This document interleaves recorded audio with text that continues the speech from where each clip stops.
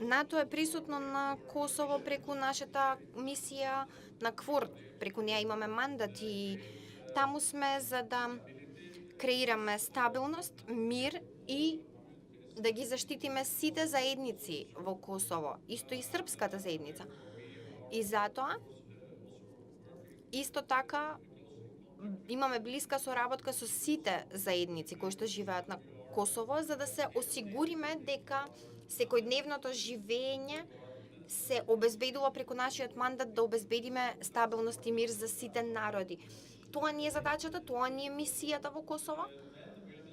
А исто така знаеме дека има и потреба за политичко решение и поради тоа го поддржуваме диалогот помеѓу Приштина и Белград. Се надеваме дека тој ќе продолжи, дека